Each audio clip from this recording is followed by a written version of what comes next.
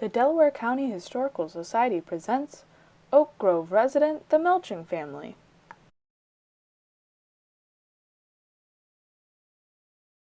As you can see by the map, the Melching family is buried in Southside Singles. Hello, I am Nellie Melching. And I am Eva Melching, her mother. There's so much to tell you. I hope we have enough time. In 1913, my family of 8 lived in this house. There was my father, Frank, my mother, Eva. Josephine was 17, Jesse was 16, Bernie was 7, Ralph was 6, Louie was 4, and I was 10. In 1913, there was a huge flood on March 25th. There had been a lot of rain for 2 weeks straight, so the ground was saturated, and the Olentangy River and the Delaware Run were full with rapid currents. The little Delaware Run didn't have anywhere to dump its extra water, so it started spilling over into the west side of downtown and the residential streets around it. We lived by both the Olentangy River and the Delaware Run. 8 inches fell in 4 days. It rose the Olentangy River to 32 feet, which put it 23 feet above flood stage.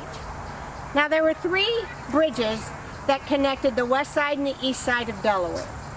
At 4:30 in the morning on Tuesday, March 25th, the Central Avenue Bridge went down. At 7:30, the Winter Street Bridge collapsed, and at 10:30, the William Street Bridge collapsed. All of the debris from those bridges, trees that had been uprooted, structures, homes that had been taken off their foundation, all of that came swooping down the Olentangy River, and it all converged in a narrow space by the Big Ford Railroad Bridge, which was also known as the Tin Bridge. Once they dammed up that small area, the water had nowhere to go, and it just spewed over the sides, and it flooded the whole area. At 11:30 in the morning, the Tin Bridge went down. A little before noon, our house came off the foundation and got swept down the river.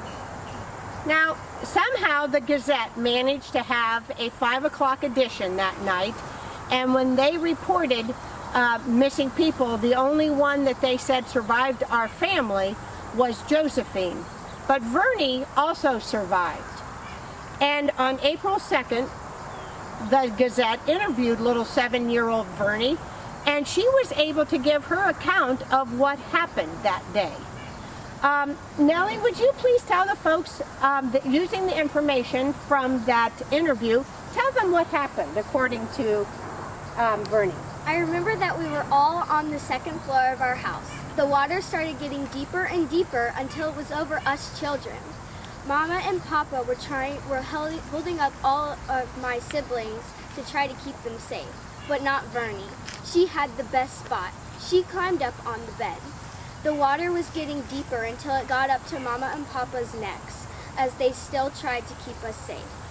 We were all right until the house started moving, and it hit the bridge. The whole end of the house got knocked out, and we were all thrown out. Bernie was thrown over onto a piece of timber, which carried her downriver. Big objects and other logs were also carrying downriver towards her. Then she saw a huge house coming straight for her. She thought for sure that she was going to drown then. The timber managed to stop and go the opposite direction of the house. When it did, she crawled up on top and managed to stay on for the rest of the time. She had spent 16 and a half hours afloat in the water and was rescued at 8:30 the next morning by members of the G.A. Stout family. That's a very detailed account of what happened, and I'm assuming it was very accurate as well. My husband Frank's body was found on Friday by the Tin Bridge. His neck had been broken. There don't seem to be any records as to where my body was located, but I was found in time for the family funeral on Sunday. So, Nellie, tell me what happened to you and Jesse. Well, I was found at Stratford, lodged against a hedge fence. I was evidently the most injured out of all of our members of the family. My face was badly injured and my left arm was almost severed.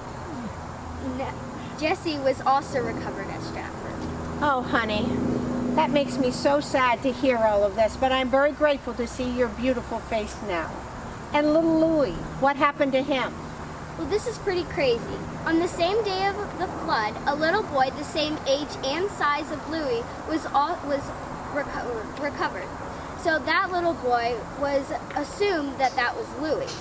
But days later on Sunday, another little boy, almost downriver, almost to Worthington, was also found. But that little boy was positively identified as Louie by my aunt. Yes, it was my sister, C.W. Spain, who was able to identify Louie. He was found in a tree by the R.K. Willis farm.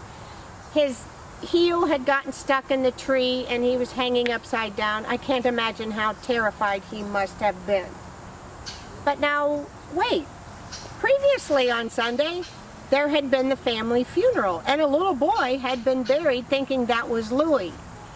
So that body was exhumed and it was found to have been Eric Smith, the son of Silas Smith, who had desperately been looking for his little boy. What happened to Vernie and Josephine after they were reunited? They went to live with Papa's brother in Ashley. Oh, there certainly is a lot that you and I have missed. I am so grateful for those people who were able to help Vernie and Josephine after losing all of us. I'm also thankful that both of them were able to have lives of their own. We thank you for listening to our story of tragedy and yet of those survivors of our family from the 1913 flood. The Delaware County Historical Society is supported by dues, grants, donations, and volunteers. We welcome your help with any of our worthwhile projects.